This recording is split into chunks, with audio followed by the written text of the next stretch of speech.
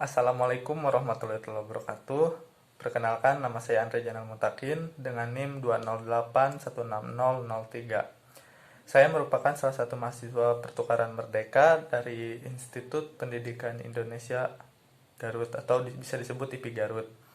Saya di sini mengontrak program mata kuliah Pendidikan Ilmu Pengetahuan Sosial dan alhamdulillah di Universitas Muhammadiyah Kupang saya mengontrak mata kuliah Pendidikan Pembelajaran Sosiologi semester 3. Tujuan dibuatnya video ini yaitu untuk menjawab soal-soal UAS dari dosen pengampu mata kuliah Pembelajaran Perencanaan Sosiologi yang diampu oleh Pak Amirullah Datuk SPD MPD.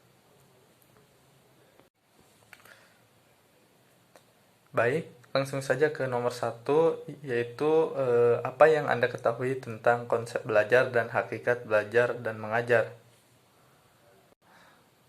Saya akan langsung menjawab soal nomor satu, yaitu tentang konsep belajar dan hakikat pembelajaran. Nah, saya akan menjawab tentang konsep belajar terlebih dahulu. Seperti yang saya ketahui, belajar dalam arti luas yaitu merupakan suatu proses yang memungkinkan timbulnya atau berubahnya suatu tingkah laku baru yang bukan disebabkan oleh kematangan, dan sesuatu hal yang bersifat sementara sebagai hasil dari terbentuknya respon utama. Belajar merupakan aktivitas baik fisik maupun psikis yang menghasilkan perubahan tingkah laku yang baru pada diri individu yang belajar dalam bentuk kemampuan yang relatif konstan, bukan disebabkan oleh kematangan atau sebuah yang bersifat sementara.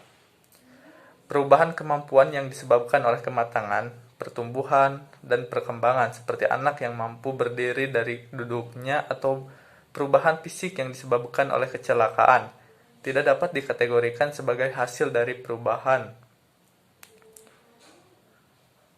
Meskipun perubahan itu berlangsung lama dan konstan. Nah, yang selanjutnya yaitu tentang konsep pembelajaran. Di sini saya sedikit mengutip ya dari undang-undang. Nah, di sini menurut Undang-Undang Republik Indonesia Nomor 20 Tahun 2003 tentang Sistem Pendidikan Nasional, bahwa pembelajaran adalah proses interaksi peserta didik dengan pendidik dan sumber belajar yang berlangsung dalam suatu lingkungan belajar.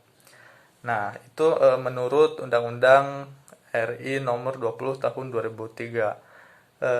Kalau disimpulkan, pembelajaran dipandang secara nasional sebagai suatu proses interaksi yang melibatkan komponen-komponen utama, yaitu baik peserta didik, pendidik, dan sumber belajar yang berlangsung dalam suatu lingkungan belajar.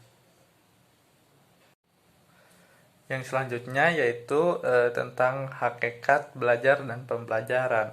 Nah, perlu diketahui belajar dan pembelajaran itu berbeda ya, atau tujuannya sama-sama saja tapi dapat dibedakan. Yang pertama tentang hakikat belajar. Nah, di sini setahu saya belajar adalah suatu proses yang berlangsung di dalam diri seseorang yang mengubah tingkah lakunya, baik tingkah laku dalam berpikir, bersikap, dan berbuat. Namun, pada dasarnya, belajar merupakan tahapan perubahan perilaku siswa yang relatif positif dan mantap sebagai hasil interaksi dengan lingkungan yang melibatkan proses kognitif. Dengan kata lain, belajar merupakan kegiatan berproses yang terdiri dari beberapa tahap. Yang selanjutnya yaitu tentang hakikat pembelajaran. Perlu diketahui dalam Kamus Besar Bahasa Indonesia atau secara umumnya ya, istilah belajar dimaknai sebagai suatu kegiatan yang mengakibatkan terjadinya perubahan tingkah laku. Dengan pengertian demikian, maka pembelajaran dapat dimaknai sebagai suatu kegiatan yang dilakukan oleh guru sedemikian rupa sehingga tingkah laku peserta didik berubah ke arah yang lebih baik.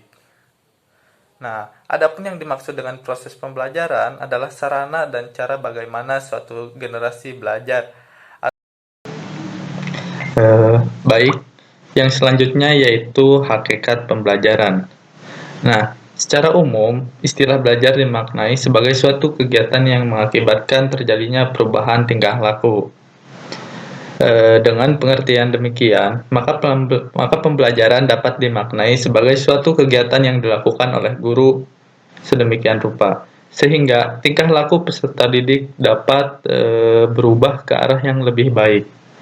Adapun yang dimaksud dengan proses pembelajaran adalah sarana dan cara bagaimana suatu generasi belajar, atau dengan kata lain, bagaimana sarana belajar itu secara efektif digunakan. Nah, hal ini tentu berbeda dengan proses belajar yang diartikan sebagai cara bagaimana para pembelajar itu memiliki dan mengakses isi pelajaran itu sendiri. Seperti itu.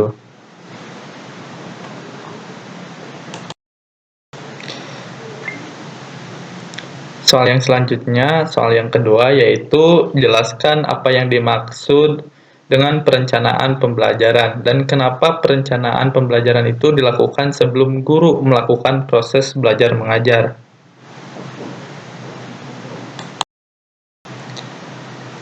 Baik, saya akan menjawab pertanyaan yang kedua, yaitu tentang jelaskan apa yang dimaksud dengan perencanaan pembelajaran dan kenapa perencanaan pembelajaran itu dilakukan sebelum melakukan proses belajar mengajar. Seperti yang kita ketahui ya, perencanaan pembelajaran itu merupakan suatu hal yang harus disiapkan oleh seorang guru sebelum mengajar ke dalam kelas. Seperti apa saja sih yang harus dipersiapkan? Yang pertama seperti RPP.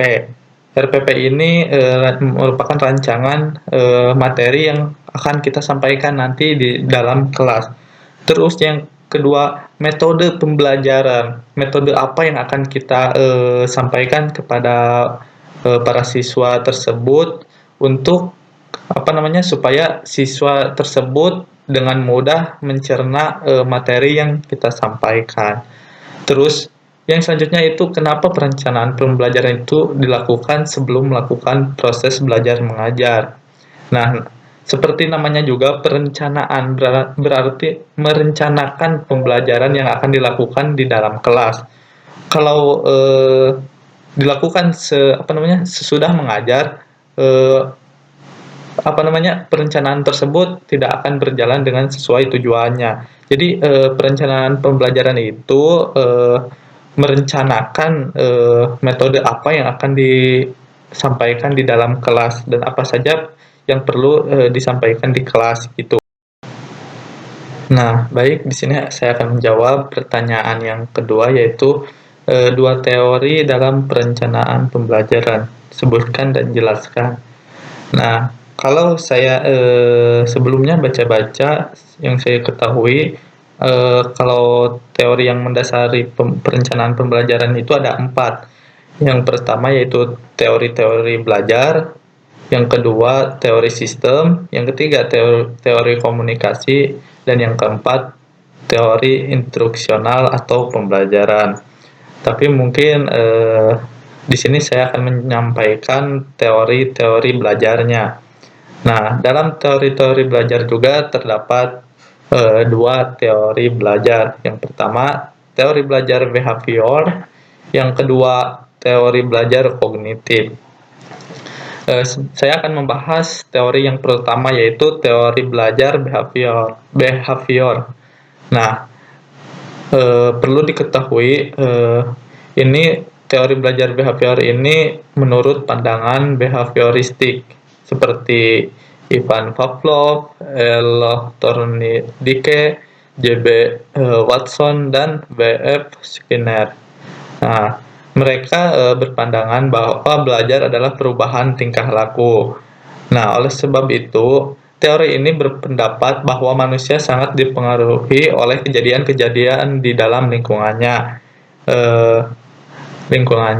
yang akan memberikan pengalaman-pengalaman tertentu kepadanya. Oleh sebab itu, belajar di sini merupakan perubahan tingkah laku yang terjadi berdasarkan paradigma SR atau stimulus respon, yaitu suatu proses yang memberikan respon tertentu terhadap yang datang dari luar. Penerapan prinsip behaviorisme ini di dalam pendidikan adalah pengajaran terprogram dari Skinner, yang mana materi disajikan dalam unit-unit kecil yang mudah dipelajari siswa. Setiap kali unit tersebut selesai dipelajari, maka segera memperoleh umpan balik. Respon yang benar diberi penguatan yang positif. Yang selanjutnya yaitu teori belajar kognitif. Nah, teori ini lebih banyak menekankan pada faktor-faktor yang ada pada siswa dan kurang menekankan faktor-faktor yang ada pada lingkungan. Seperti pada teori behavior, salah satu kontribusi yang paling berpengaruh dari teori belajar kognitif pada praktek desain pembelajaran adalah teori proses informasi. Yang pertama kali membuat model teori ini adalah Atkinson dan Shiffrin. Nah, kemudian Gagne pada tahun 1988 mengembangkannya dengan memberikan ilustrasi pada susunan dan prosesnya. Nah, menurut teori ini, alat indera mengirimkan informasi ke register indrawi untuk disimpan sebentar, 1-2 detik. Informasi tersebut diberi arti melalui perhatian dan persepsi. Setelah diubah menjadi kode-kode, informasi tersebut kemudian masuk ke dalam ingatan jangka pendek. Tempat penyimpanan di sini terbatas. Informasi hanya tinggal sebentar, informasi itu digunakan dan hilang kecuali diulang-ulang. Informasi yang disimpan untuk diingat kembali dihubungkan dengan pengetahuan yang sudah ada. Karenanya, disimpan di dalam ingatan jangka panjang. Suatu tempat penyimpanan ingatan yang tetap. Bentuk, susunan, dan urutan dari respon dibentuk oleh generator respon. Lalu informasi tersebut dikirim kembali ketika diperlukan. Mungkin itu dua teori yang saya paparkan dari jawaban nomor 3 ini.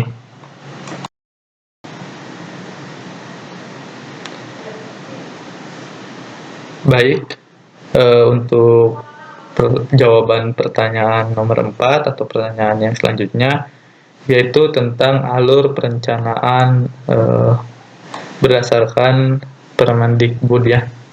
Nah, dalam Permendikbud nomor 22 tahun 2016 dinyatakan bahwa proses pembelajaran pada satuan pendidikan diselenggarakan secara interaktif, inspiratif, menyenangkan, menantang, memotivasi peserta didik untuk berpartisipasi aktif, dan memberikan ruang yang cukup bagi prakarsa, kreativitas, dan kemandirian sesuai dengan bakat, minat, dan perkembangan fisik serta psikologis peserta didik. Nah, untuk itu setiap satuan pendidikan melakukan perencanaan pembelajaran, pelaksanaan proses pembelajaran, serta menilai proses pembelajaran untuk meningkatkan efisiensi dan efektivitas pencapaian kompetensi lulusan. Kalau berdasarkan SKL atau standar kompetensi lulusan dan SI standar isi, maka pembelajaran harus diselenggarakan dengan menggunakan prinsip-prinsip sebagai berikut. Nah, yang pertama yaitu dari peserta didik diberitahu menuju peserta didik mencari tahu. Terus yang kedua, dari guru sebagai satu-satunya sumber belajar menjadi belajar berbasis aneka sumber belajar. Yang ketiga, dari pendekatan tekstual menuju proses sebagai penguatan penggunaan pendekatan ilmiah. Yang keempat, dari pembelajaran berbasis konten menuju pembelajaran berbasis kompetensi. Yang kelima, dari pembelajaran parsial menuju pembelajaran terpadu.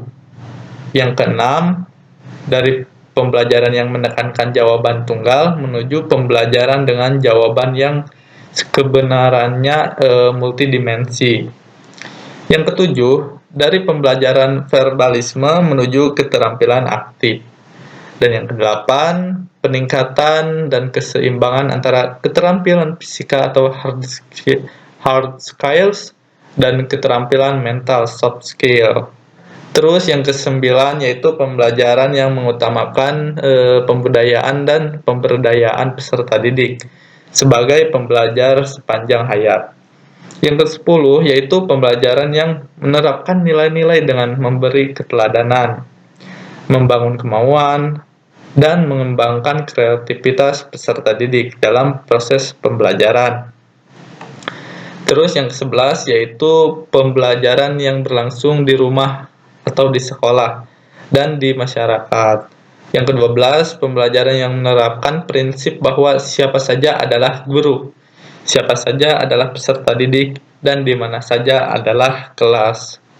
Yang ke-13 yaitu pemanfaatan teknologi informasi dan komunikasi untuk meningkatkan efisiensi dan efektivitas pembelajaran. Dan yang ke-14 atau yang terakhir yaitu pengakuan atas perbedaan individual dan latar belakang budaya peserta didik. Nah, mungkin itu untuk alur perencanaan pembelajaran yang berdasarkan Permendikbud.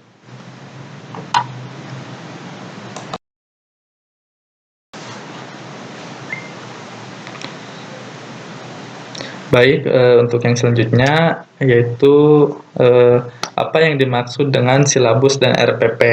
Nah, perlu diketahui silabus dan RPP ini merupakan salah satu yang termasuk ke dalam perencanaan pembelajaran yang sebelum nanti kita masuk ke dunia ajar mengajar. Nah, baik, di sini saya akan menjelaskan dulu tentang silabus dan RPP. Sebenarnya silabus dan RPP itu berbeda, tapi hati-hati ya, nanti ada yang menganggap bahwa silabus dan RPP itu sama. Tapi dalam satu rumpun ya, itu termasuknya ke dalam perencanaan pembelajaran. Nah, perlu diketahui bahwa silabus itu merupakan rencana pembelajaran pada kelompok mata kuliah atau mata pelajaran tertentu. Seperti silabus itu nanti dalam sebuah pembelajaran itu kita akan menyampaikan materi apa saja, seperti itu. Nah, sedangkan kalau RPP yaitu merupakan rencana pelaksanaan pembelajaran. Nah, rencana pelaksanaan pembelajaran ini menggambarkan prosedur atau pengorganisasian pembelajaran untuk mencapai satu kompetensi dasar yang ditetapkan dalam standar isi dan dijabarkan dalam silabus, seperti itu. Itu untuk silabus dan RPP.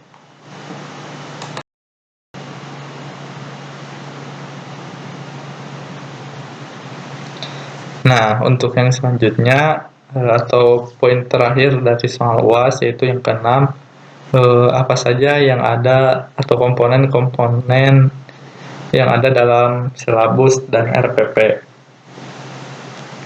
Baik, yang pertama saya akan menjawab tentang yang pertama yaitu tentang komponen-komponen yang terdapat dalam silabus. Perlu diketahui bahwa silabus merupakan acuan penyusunan kerangka pembelajaran untuk setiap bahan kajian mata pelajaran. Adapun komponen-komponen yang terdapat dalam silabus yaitu yang pertama identitas mata pelajaran. Terus, tapi itu untuk khususnya seperti SMP, MTS, SMPLB, paket B dan yang lain-lainnya. Terus yang kedua atau poin B yaitu tentang identitas sekolah meliputi nama satuan pendidikan dan kelas. Terus poin C kompetensi inti.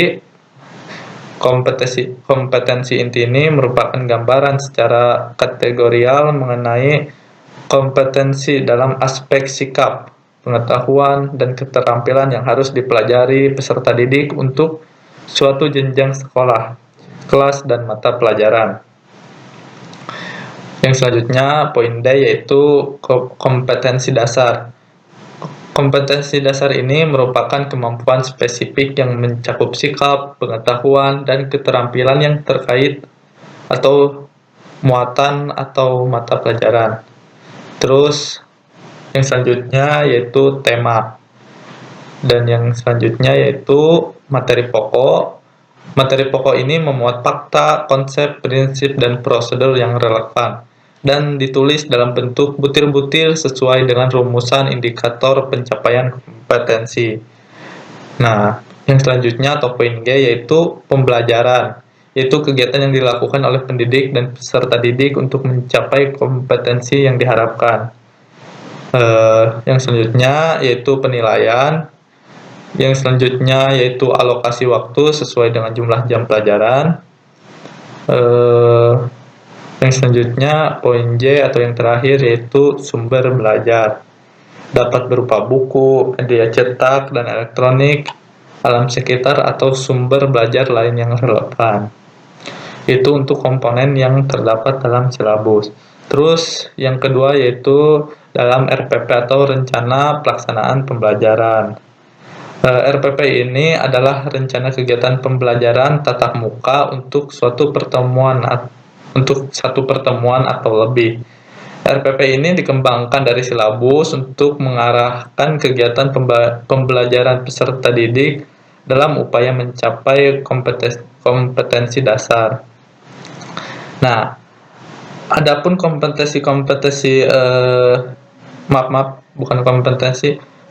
adapun komponen dalam RPP yaitu terdiri yang pertama identitas sekolah yaitu nama satuan pendidik, yang kedua identitas mata pelajaran atau tema atau subtema, yang selanjutnya atau poin C yaitu kelas atau semester, poin D materi pokok, dan poin E alokasi waktu yang ditentukan sesuai dengan keperluan untuk pencapaian KD dan beban belajar dengan mempertimbangkan jumlah jam pelajaran yang tersedia dalam silabus. Poin F, tujuan pembelajaran yang dirumuskan berdasarkan KD. Poin G, kompetensi dasar dan indikator pencapaian kompetensi. Poin H, materi pembelajaran memuat fakta, konsep, prinsip, dan prosedur yang relevan. Poin H, materi pembelajaran. Oh, udah ya ini. Poin H, materi. Nah, yang selanjutnya yaitu poin I, metode pembelajaran. Nah, metode pembelajaran ini merupakan metode yang nanti akan digunakan di dalam kelas. Seperti itu. Metodenya akan seperti apa, cara penyampaiannya kepada setiap mahasiswa. Terus poin J yaitu media pembelajaran. Seperti pada masa sekarang ya, di masa pandemi COVID-19 ini yang masih belum usai, media pembelajaran sangat berupa-rupa gitu. Seperti yang pertama, medianya HP, karena kan sekarang zamannya pembelajaran jarak jauh atau pembelajaran secara daring yang dilaksanakan di rumah. Untuk media pembelajaran tersebut bisa berupa HP, laptop, komputer, ataupun alat tulis kalau dilaksanakan secara tatap muka. Tapi meskipun PJJ, alat tulis selalu tetap dibutuhkan dalam menjadi salah satu syarat dalam media pembelajaran ini. Terus yang selanjutnya poin K yaitu sumber belajar. Nah, sumber belajar ini seperti yang sudah disampaikan tadi bisa berupa buku atau media cetak elektronik lainnya. Kalau sekarang bisa bermacam-macam ya untuk media pembelajarannya atau sumber belajarnya maksudnya, maaf. Nah, poin yang selanjutnya poin I yaitu langkah-langkah pembelajaran dilakukan melalui tahap pendahuluan, inti, dan penutup. Nah, dan yang terakhir yaitu tentang penilaian hasil pembelajaran. Penilaian hasil pembelajaran ini perlu dilakukan oleh kita. Kenapa? Karena dalam setiap pembelajaran itu perlu dilakukannya tolak ukur untuk pencapaian setiap siswanya. Apakah setiap siswa itu sudah mencapai ketentuan yang sudah ditentukan untuk dalam pembelajaran gitu, seperti kalau nggak salah KKN ya, bukan KKN tapi KKN, kriteria nilai pokok itu dalam pembelajaran. Mungkin sekian jawaban soal UAS yang dapat saya sampaikan. Mohon maaf atas segala kekurangannya. Wabillahi taufik wal hidayah. Wassalamualaikum warahmatullahi taala wabarakatuh.